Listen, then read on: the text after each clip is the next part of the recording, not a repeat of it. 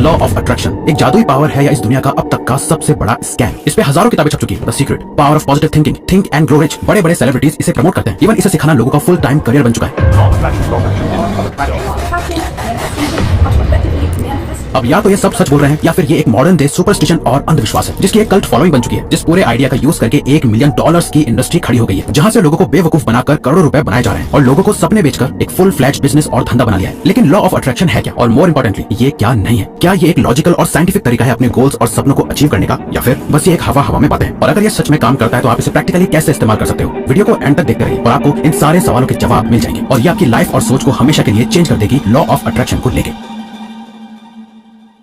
अगर सच बताएं तो हम कभी भी इस यूनिवर्स से फ्री में मिलने वाले आइडिया पे बिलीव नहीं करते थे, लेकिन जब हमने इसके पीछे की साइंस को समझा, इस पे डीप रिसर्च की और अपनी लाइफ में खुद अप्लाई करके देखा तो चीजें और भी ज्यादा क्लियर होने लगी। इसीलिए आप इसे और गहराई से समझ सको, हम इस वीडियो को 3 पार्ट्स में डिवाइड कर रहे हैं। फर्स्ट है द मिथ, सेकंड है द साइंस, थर्ड है द रियलिटी, जिसका पार्ट 3 सबसे ज्यादा इंपॉर्टेंट है, जहां हमने एक 3 स्टेप सीक्रेट शेयर किया है जो आपके बहुत काम आएगा। इसके साथ ही हम आपके साथ अपना खुद का पर्सनल फाइनल ओपिनियन भी शेयर करेंगे लॉ ऑफ अट्रैक्शन को लेके कि हम खुद इसके बारे में क्या सोचते हैं। शुरू करते हैं सबसे पहले ये समझने से कि लॉ ऑफ अट्रैक्शन आखिर सच में क्या है, वो जो दुनिया आपको बताती है या वो जो अभी हम आपको बता रहे हैं। Part 1 the myth. Law of attraction by definition कहता है, the law of attraction is a universal principal that states you will attract into your life whatever you focus on.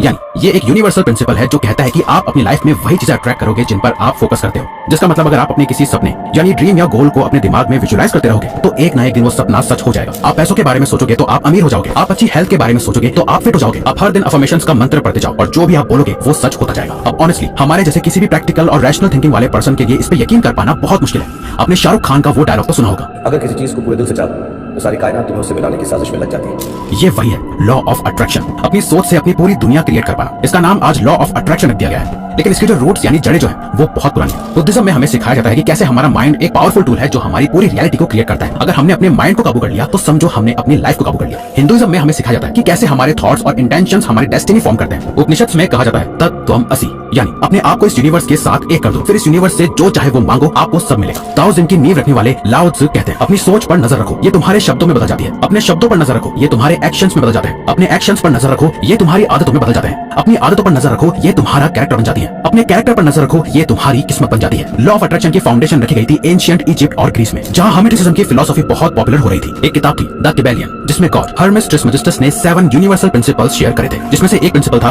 The principle of mentalism, जो कहता था the all is mind, यानी ये जो पूरा universe है वो एक मेंटल क्रिएशन है। इसी प्रिंसिपल से एक फाउंडेशनल आइडिया निकल के आया कि हमारा माइंड हमारी लाइफ की रियलिटी को इन्फ्लुएंस कर सकता है, और लॉ ऑफ अट्रैक्शन की पहली वेव यहीं से शुरू हुई। 19th सेंचुरी में तो यहाँ से एक न्यू थॉट मूवमेंट की शुरुआत हुई, जहाँ लोगों ने इन एंशिएंट आइडियाज को मॉडर्न कॉन्टेक्स्ट में यूज करना शुरू कर दिया। मेनली 3 लोग थे जो बहुत ही हैवीली इस आइडिया को प्रमोट कर रहे थे, Phineas Quimby, Ralph Waldo Emerson and William Walker Atkinson, जिनका ये मानना था कि माइंड में एक तरह की हीलिंग पावर्स होती है और एक पॉजिटिव मेंटल स्टेट से हम अपनी लाइफ को कंप्लीटली चेंज कर सकते हैं। जहाँ फिनियस क्विम्बी कहते थे कि हर बीमारी की जड़ इंसान का माइंड है, अगर वो अपने माइंड को सही कर ले तो हर बीमारी का इलाज हो जाएगा। राल्फ वाल्डो इमर्सन ने माइंड के इनफाइनाइट पोटेंशियल को बताना शुरू करा। उन्होंने मैनिफेस्टेशन की पावर को दुनिया के सामने रखा, और विलियम वॉकर एटकिंसन वो पहले पर्सन थे जिन्होंने लॉ ऑफ अट्रैक्शन इस वर्ड का यूज करा था। उन्होंने अपनी 1906 की book thought vibration the law of attraction in the thought world में सबसे पहले इसका मेंशन करा, जहां उन्होंने ये सिखाया कि कैसे हमारे थॉट्स एनर्जीज की तरह अट्रैक्ट करते हैं। 20th सेंचुरी आते आते ये आइडिया और ज्यादा पॉपुलर होने लगा। खासकर नेपोलियन हिल की book think and grow rich ने इसे और ज्यादा मेन स्ट्रीम कर दिया, जहां उन्होंने डिजायर के कॉन्सेप्ट को बताया कि कैसे आप जो दिल से चाहते हो, जो आपका डीप डिजायर होता है, वो एक ना एक दिन रियलिटी जरूर बन जाता है। Whatever the mind can conceive and believe it can achieve, Napoleon हिल।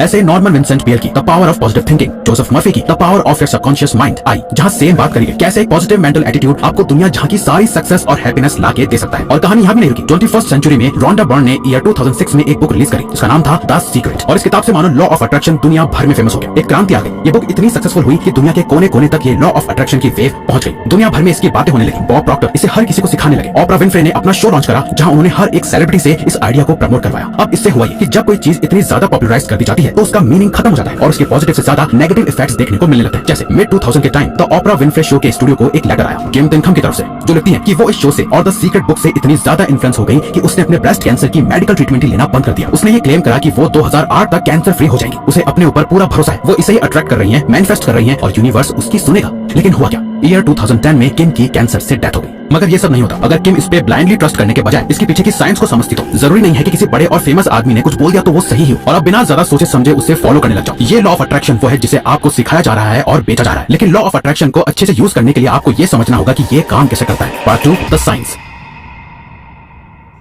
साल 1954 की बात है। उस टाइम की कन्वेंशनल विजडम के अकॉर्डिंग 4 मिनट से कम टाइम में 1 माइल तक रनिंग करना इम्पॉसिबल था। साइंटिस्ट ने ये तक कह दिया था कि इतना तेज भागना ह्यूमन बॉडी की कैपेसिटी से बाहर है, ये इम्पॉसिबल है। इससे ज्यादा पुश करा तो सीवियर इंजरी होने का खतरा है। और कुछ ही दिनों बाद 5 मई को रॉजर बैनिस्टर ने 3 मिनट्स 59 सेकंड्स में 1 माइल को कंप्लीट करा और सब शॉक्ड हो गए कि ये कैसे पॉसिबल है। और उसके 6 हफ्ते बाद एक ऑस्ट्रेलियन एथलीट ने ये टारगेट 3 मिनट्स एंड 58 सेकंड्स में कंप्लीट कर लिया। आपको पता है 1954 से लेकर अब तक कितने लोगों ने इस 4 मिनट के बैरियर को क्रॉस कर दिया, जिसे करना इम्पॉसिबल था? 1663 लोगों ने, जिनमें तो कुछ हाई स्कूल स्टूडेंट्स भी शामिल है। जिसने इस रिकॉर्ड को सबसे पहले तोड़ा था रॉजर बैनिस्टर आगे जाके एक न्यूरो साइंटिस्ट बन गए, जिन्होंने बताया कि इस रिकॉर्ड को तोड़ने के लिए उन्होंने अपनी बॉडी से भी ज्यादा अपने माइंड को स्ट्रॉन्ग बनाया। ये जो 4 मिनट्स का टारगेट था ये उनके दिमाग में था। वो दिन रात इस रेस को विजुअलाइज करते रहते थे, अपने आप को हर एक स्टेप लेते सोचते रहते थे। उन्होंने ये सब करके दिखाया क्योंकि वो ऑलरेडी इस रेस को अपने माइंड में 1000 से भी ज्यादा बार जीत चुके थे। अब इसे आप लॉ ऑफ अट्रैक्शन कह सकते हो, लेकिन साइंस में इसे न्यूरोप्लास्टिसिटी कहते हैं। जब आप किसी चीज पे डीपली बिलीव करने लग जाते हो तो आपके ब्रेन के न्यूरल पाथवेज स्ट्रॉन्ग होने लगते हैं। जो चीज एक टाइम पर दुनिया के लिए इम्पॉसिबल लग रही होती है वो आपके माइंड में प्रैक्टिकली पॉसिबल हो जाती है। आपके माइंड के कनेक्शंस इतने ज्यादा स्ट्रॉन्ग हो जाते हैं तो इससे एक सबसे इंपॉर्टेंट चीज होती है, आपका माइंड, आपकी बॉडी और आप मिलकर उस एक चीज पे अपना एब्सोल्यूट बेस्ट दे पाते हो, जिससे रिजल्ट का मिलना ऑलमोस्ट गारंटेड हो जाता है। इसी का यूज करके एडमंड हिलरी पहली बार माउंट एवरेस्ट पे चढ़े थे। सचिन ने 100 सेंचुरीज बनाई, इलॉन मस्क ने अपना पूरा एम्पायर खड़ा करा। ये सब पॉसिबल हुआ न्यूरोप्लास्टिसिटी की वजह से। वॉल्ट डिज्नी, जिन्होंने डिज्नी को बनाया, जब वो अपने डेथ बेड पे थे और मौत का इंतजार कर रहे थे तो एक रिपोर्टर उनसे मिलने आया और कहा, सर डिज्नी का पहला थीम पार्क बनने जा रहा है, आपको ये सोच के कैसा फील हो रहा है कि आप उसे कभी नहीं देख पाएंगे? वॉल्ट डिज्नी ने जवाब दिया, तुम शायद समझे नहीं,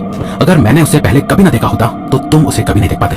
साल 1996 में यूनिवर्सिटी ऑफ शिकागो में इससे रिलेटेड एक स्टडी भी करी गई, जहां डॉक्टर जोड बियासियोटो ने पार्टिसिपेंट्स को 3 ग्रुप्स में डिवाइड करके बांट दिया, जहां उन्हें बास्केटबॉल के फ्री थ्रोज करने थे। जहां पहले ग्रुप को 1 घंटे का प्रैक्टिस टाइम दिया गया, जहां वो रियल में बॉल से फ्री थ्रो करने की प्रैक्टिस कर सकते थे। वहीं दूसरे ग्रुप को सिर्फ विजुअलाइज करने को कहा गया, जस्ट इमेजिन करना कि वो बॉल को सही जगह फेंक रहे हैं। तीसरे ग्रुप को कुछ नहीं करना था। और जब एक्सपेरिमेंट कंप्लीट हुआ तो पहले ग्रुप ने, जिसने रियल टाइम में फ्री थ्रोज की प्रैक्टिस करी थी, उन्होंने 24% इंप्रूवमेंट दिखाई। थर्ड ग्रुप ने 0% इंप्रूवमेंट दिखाई। वहीं सेकंड ग्रुप ने, जिसने सिर्फ अपने माइंड में फ्री थ्रोज की प्रैक्टिस करी थी, उन्होंने 23% तक इंप्रूवमेंट शो करी। इस तरह की और भी कई रिसर्चेस करी जा चुकी हैं जहां ये प्रूव हुआ है कि हमारे ब्रेन को इमेजिनेशन और रियलिटी में डिफरेंस नहीं पता होता। जहां एक और रिसर्च में पार्टिसिपेंट्स को अपनी इमेजिनेशन में 5 फिंगर पियानो एक्सरसाइज करने का टास्क दिया गया था। साइंटिस्ट ने देखा कि सिर्फ इमेजिन करने से उनके ब्रेन में सिमिलर एक्टिविटी शो हो रही है जो रियल टाइम में प्रैक्टिस करने पे शो होती है। लॉ ऑफ अट्रैक्शन इसी प्रिंसिपल पे काम करता है। जब आप अपने माइंड में एक पर्टिकुलर टास्क को विजुअलाइज करते हो, उसके बारे में सोचते हो, इमेजिन करते हो, तो इससे आपकी परफॉर्मेंस इंक्रीज होती है। और जब परफॉर्मेंस इंक्रीज होती है उससे रिजल्ट्स अच्छे आते हैं। यही रीजन है एल्बर्ट आइंस्टाइन ने भी कहा था कि imagination is greater than knowledge. So अब आप समझ गए कि लॉ ऑफ अट्रैक्शन और कुछ नहीं बल्कि आपके ब्रेन की न्यूरोप्लास्टिसिटी की एबिलिटी है। इसे आज यूनिवर्स, मैनिफेस्टेशन, एनर्जीज, वाइब्रेशन जैसे भारी भरकम वर्ड्स यूज करके एक मैजिकल पावर की तरह सेल करके बेचा जा रहा है। लेकिन एक्चुअल में ये कोई जादू नहीं बल्कि हार्डकोर साइंस है। इसलिए अगर आप हमारी मानो तो ये समझो कि लॉ ऑफ अट्रैक्शन से आप सीधा रिजल्ट अट्रैक्ट नहीं करते बल्कि अपने आप को रिजल्ट्स को अचीव करने के लिए काबिल बनाते हो। और ये कोई जादू, मैजिक या पावर नहीं है, बल्कि अगर आप इसे प्रैक्टिकली देखो तो आप इसे अट्रैक्शन और एक्शन के साथ में मिलकर बने फॉर्मूला की तरह समझो, यानी law of attraction plus law of action. आओ इसे प्रैक्टिकली कैसे करना है ये समझते हैं। Part 3, the reality.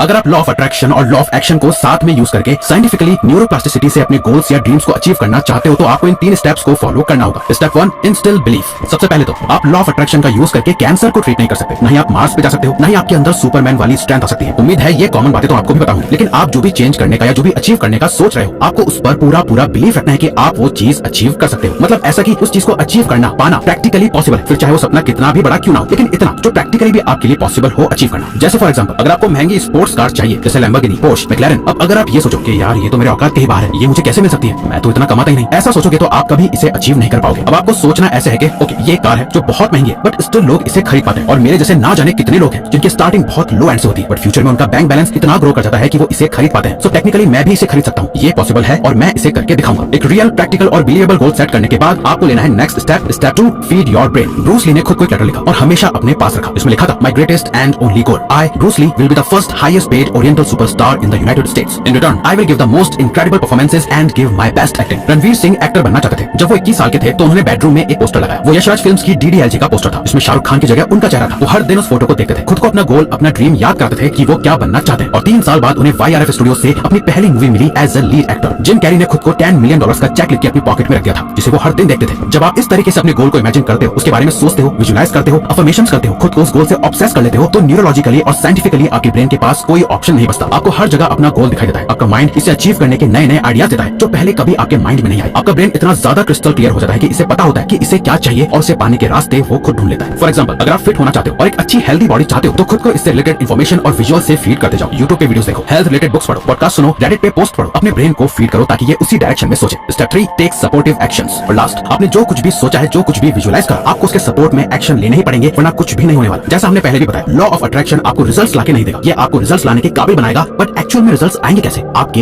एक्शन से। बिना एक्शन के लॉ ऑफ अट्रैक्शन भी कुछ नहीं बदल सकता। आप चाहे कितना भी हेल्दी फिट बॉडी के बारे में सोच लो, सिक्स पैक्स एब्स के बारे में सोच लो, बिगर बाइसेप्स के बारे में सोच लो, अफर्मेशंस कर लो, विजुअलाइजेशन, मैनिफेस्टेशन, हर जगह अपने आइडियल फिजिक की फोटो लगा के उससे रोज देख लो, कुछ नहीं होने वाला जब तक अट्रैक्शन एक्शंस के बिना है। और अट्रैक्शन में ही छुपा है एक्शन। ये बात याद रखना, आपके सपने सिर्फ लॉ ऑफ अट्रैक्शन से नहीं बल्कि एक्शन से पूरे होंगे। और पर्सनली हम खुद ये मानते हैं कि कोई भी एक्शन लेने के लिए पहले उस गोल या ड्रीम के लिए अट्रैक्शन तो होना ही चाहिए, क्योंकि अट्रैक्शन से ही आप सही डायरेक्शन में एक्शंस लोगे। लेकिन वो अट्रैक्शन तभी सोच से रियलिटी में बदलेगा जब एक्शंस होंगे। ये दो